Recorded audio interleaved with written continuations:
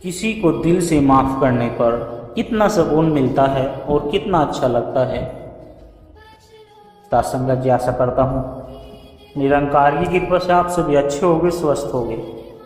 सासंगत जी, आप जी के चरणों में बहुत ही सुंदर प्रेरणादायक कहानी विचार, जिसका विषय है एक बार किसी को दिल से माफ़ कर कर देखो, बड़ा सुकून मिलेगा। तो आइए सासंगत जी, शुरू करते हैं। वाराणसी के एक छोटे मोहल्ले में दो भाई रहते थे।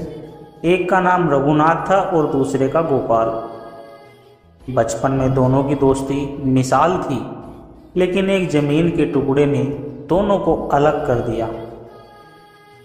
बात इतनी बढ़ गई कि दोनों ने एक दूसरे से बोलना छोड़ दिया। माँ बाप की मृत्यु के बाद भी दोनों ने एक दूसरे को माफ़ नहीं किया। गोपाल ने व्यापार में नाम कमाया और शहर चला गया। रघुनाथ गांव में ही रहा। वर्षों बीत गए। एक दिन गोपाल को हार्ट अटैक आया और डॉक्टर ने उसे कुछ महीने ही दिए। अब जीवन का अंतिम पड़ाव था। इसी मोड़ पर उसे अपने भाई की याद आई और उससे किया गया व्यवहार। गोपाल की आंखों में आंसू बहने लगे। मैंने क्या पाया इतने सालों में? दौलत, मकान, लेकिन जो सबसे प्यारा था, मेरा भाई, मैंने उसे ही खो दिया। गोपाल ने गांव जाने का निर्णय लिया। जब वह रघुनाथ के दरवाजे पर पहुंचा तो कुछ पल तक चुप रहा। फिर दरवाज़ा खटखटाया। रघुनाथ सामने आया और दोनों की आंखें नम हो गई। गोपाल बोला, भैया, अगर आप माफ़ कर सको तो माफ़ कर दो, शायद अब ज़्यादा समय नहीं बचा मेरे पास। रघुनाथ ने उसका हाथ पकड़ा, रोते हुए गले लगाया और बोला, तेरे बिना दिल अधूरा था, तुझसे मिलकर जैसे मन को शांति मिल गई। इसके बाद दोनों भाइयों ने समय साथ बिताया। गोपाल की तबीयत में भी थोड़ा सुधार हुआ। गांव वालों को आज तक का ये दृश्य याद। दो भाई जो वर्षों से अलग थे, माफ़ी ने उन्हें फिर से जोड़ दिया। गोपाल जब अपने रघुनाथ से माफ़ी मांगी तो कैसा लगा? एक अजीब हल्कापन महसूस हुआ, जैसे मन के भीतर कोई बोझ उतर गया। इतने सालों से दिल में जो कड़वाहट थी, वो माफ़ी के एक पुल में घुल गई। सच कहूँ तो माफ़ करने और माफ़ी मांगने का सुख दुनिया के किसी धन से बड़ा नहीं। रिपोर्टर ने फिर पूछा, क्या आपको लगता है कि माफ़ी मांगना कमजोरी है? गोपाल ने जवाब दिया, बिल्कुल नहीं। माफ़ी मांगना बहुत बड़ी ताकत है। अहंकार तोड़ना पड़ता है और यही अहंकार इंसान को खोखला कर देता है। आज जब मैं अपने भाई के साथ बैठा हूँ तो महसूस होता है कि सुकून सिर्फ रिश्तों में है, लड़ाई में नहीं। रिपोर्टर ने फिर पूछा, आप उन लोगों को क्या संदेश देना चाहोगे जो किसी से नाराज है? गोपाल ने जवाब दिया, जिनसे नाराज हो उनसे एक बार मिलो। जो बोझ तुम दिल में लिए घूम रहे हो, वो सिर्फ माफ़ करने से उतर सकता है। जीवन छोटा है, रिश्ते संभालो। माफ़ करोगे तो तुम खुद सुकून पाओगे।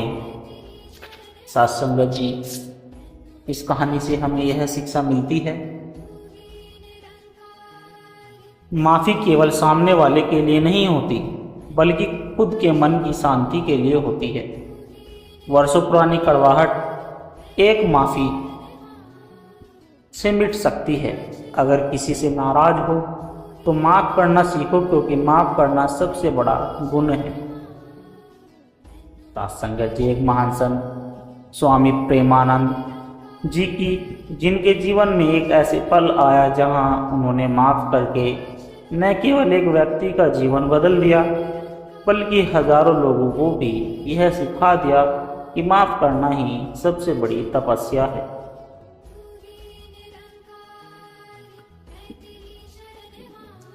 स्वामी जी का आश्रम हिमालय की शांत वादियों में था।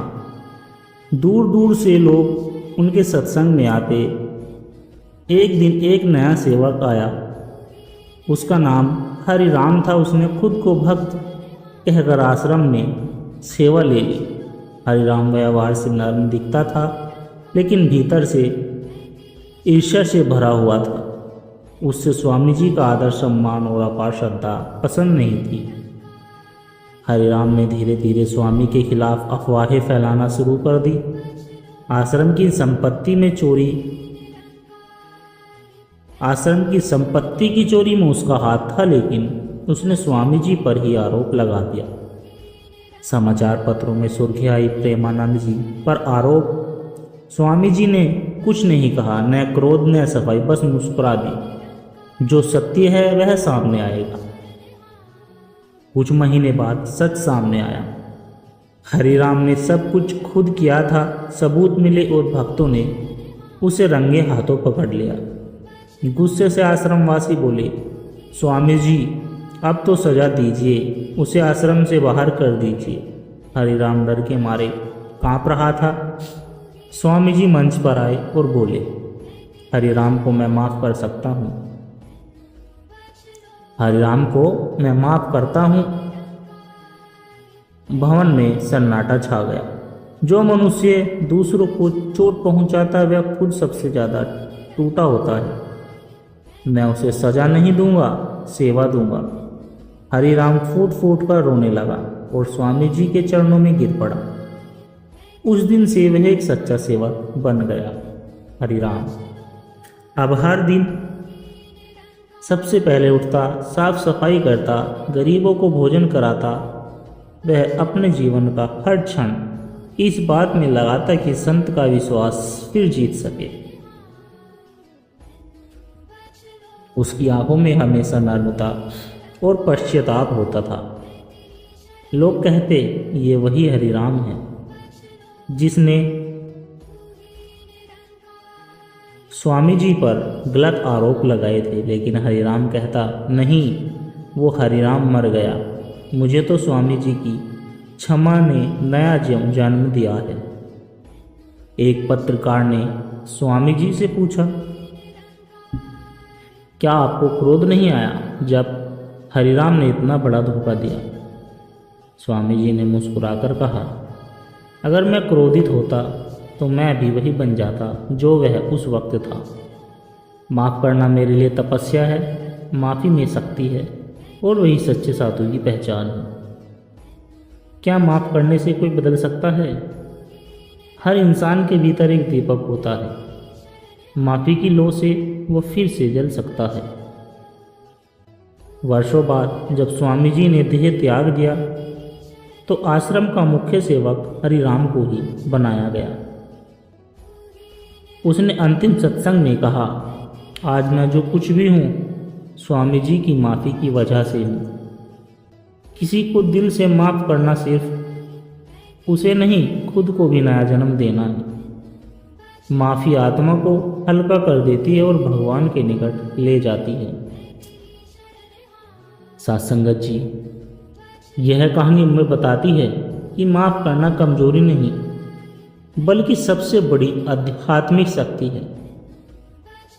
कोई भी अपराध पश्चाताप से छोटा हो सकता है, बस किसी को दिल से माफ़ करने का साहस होना चाहिए। सत्संगत जी, ऋषि अद्वैय और अपराधी अर्जुन। सुंदर पर्वतों के बीच एक साधारण सा आश्रम था, जहाँ एक ऋषि रहते थे। उनका जीवन शांति, तपस्या और आत्मज्ञान में लीन था।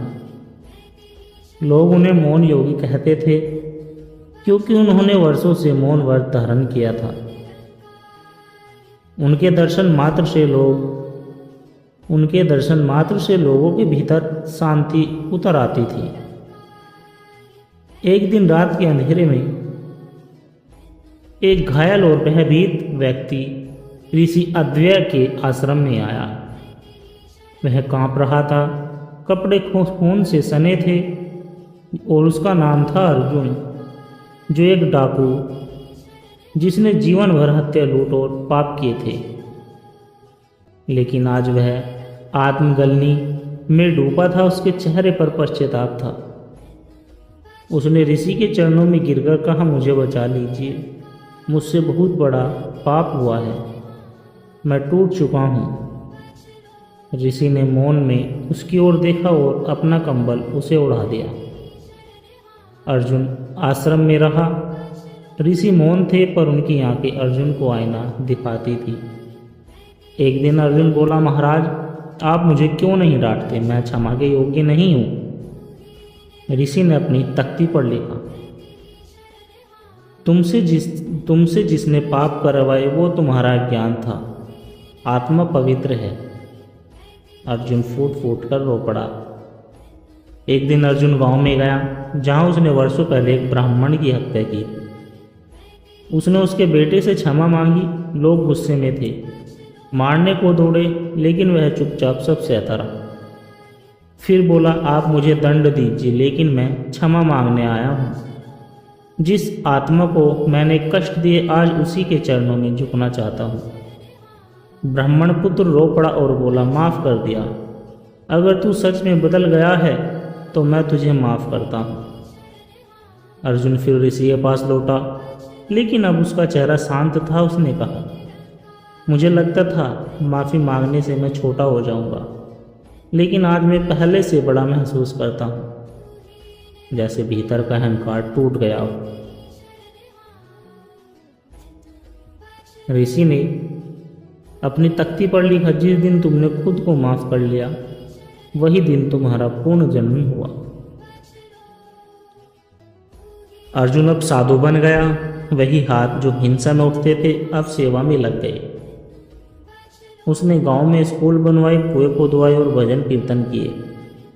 लोग उसे अब योगी अर्जुन कहते थे। उसकी आत्मा मुक्त थी क्योंकि उसने माफ़ी पाई थी और दी भी थी। कई वर्षों बाद ऋषि अद्वैत समाधि में चले गए। अर्जुन उनकी समाधि पर बैठा रहा। ध्यानस्थ लोगों ने पूछा, तुम्हें क्या मिला? उनके मौन से अर्जुन ने कहा, उनके मौन में वो शब्द छिपे थे जो मेरी आत्मा को सुनाई दिए। क्षमा आत्मा का स्नान है। आज मैं पवित्र हूँ क्योंकि मैंने माफ़ी मांगी और माफ़ किया। यह कहानी हमें सिखाती है, साथ संगत जी, माफ़ करना आत्मा को हल्का करता है। सच्ची क्षमा आत्मज्ञान की पहली सीढ़ी है। पश्चाताप का दरवाज़ा कभी बंद नहीं होता। सत्संगत जी, ईंटों के बीच भगवान। एक छोटे से गांव में एक गरीब आदमी रहता था, लेकिन वह संतोषी मेहनती मजदूर था और उसका नाम रामू था। वह रोज सुबह सवेरे सूरज से पहले उठता, एक फावड़ा, एक तसला और एक झोला लेकर काम पर निकल पड़ता।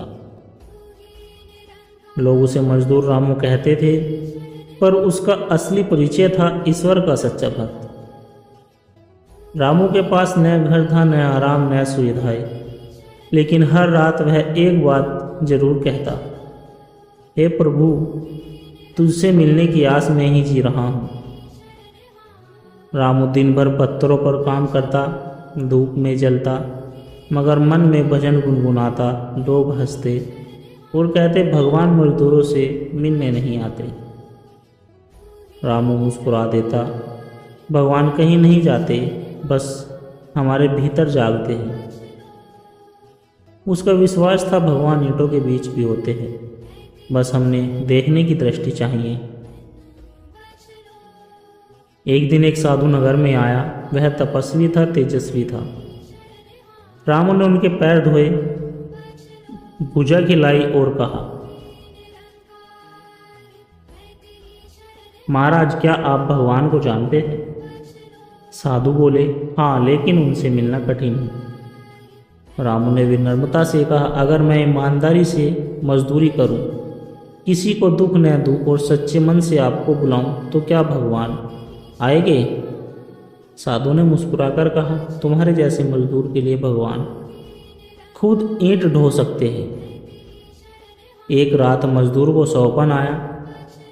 एक दिव्य आकृति उसके सामने खड़ी थी। भगवान बोले, रामू, मैं तुम्हारी सादगी और सेवा से प्रसन्न हूँ, पर क्या तुम सच में मुझे देखना चाहते हो? रामू बोला, नहीं प्रभु, देखना नहीं चाहता, महसूस करना चाहता हूँ। अगर आप मेरे काम में हैं तो हर फावड़े उठाते समय मुझे आशीर्वाद मिल जाए, यही काफ़ी है। अगले दिन रामू को एक बड़ा ठेका मिला। कई मजदूरों को काम पर लगाया, मगर वह एक आदमी बहुत क्रूर था, गालियाँ देता, मजदूरी नहीं देता। रामू चुपचाप सब सहता रहा, मगर एक रात वह व्यक्ति बीमार पड़ गया। लोग उसे छोड़कर चले गए। रामू ने उसे पानी पिलाया, सेवा की। वह बोला, मैंने तुझे अपमानित किया और तू मेरी सेवा कर रहा है। रामू बोला, जब आप अपमान कर रहे थे तब मैं मजदूर था, अब आप बीमार हैं तो मैं भगवान का सेवक हूँ। अगली सुबह जब रामू काम पर गया, वहाँ हर ईंट पर कोई मंत्र लिखा दिखा, जैसे किसी ने स्वर्ण अक्षरों में लिखा हो, रामू मैं तेरे साथ हूँ। लोग चौंक गए। रामू मुस्कुराया, आंखें बंद की और कहा, प्रभु तू सच में मेरे भीतर बसता है, अब मैं तेरे लिए ही मजदूरी करूँगा। रामू ने जीवन भर मजदूरी की, लेकिन अब वह एक गुरु बन गया था जो लोगों को सिखाता था कि ईश्वर को मंदिरों में नहीं, सेवा में खोजो। मरने से पहले वह बोला, मैंने भगवान को न गंगा में देखा न कैलाश में देखा, मैंने उन्हें हर उस ईंट में देखा जो मैंने प्रेम से उठाई थी। संगत जी, भगवान किसी की जात, काम या धन नहीं देखते, वे सिर्फ मन की सच्चाई देखते हैं। रामू जैसे मजदूर हमें सिखाते हैं कि अगर कर्म पूजा बन जाए तो मजदूरी भी भजन हो जाती है। साथ संगत जी, दास के द्वारा कहे गए प्रेरणादायक कहानी विचार यदि आप जी को अच्छे लगे हो तो वीडियो को लाइक करें, शेयर करो, कमेंट बॉक्स में धन्य ओंकार जी जरूर लिख दें और दास को आशीर्वाद दें कि हर रोज़ आप जी के चरणों में ऐसी ही प्रेरणादायक कहानी विचार लेकर आता रहूं। और साथ संगत जी, आप जी के चरणों में प्यार भरी विनती है कि दास के चैनल सोना इंस्पायर विचार को सब्सक्राइब जरूर कर दे और बेल आइकन को भी प्रेस कर दे, जिससे कि हर रोज़ एक नए विचार की अपडेट आप तक पहुंचती रहे। साथ संगत जी, प्यार से कहना, धन निरंकार जी।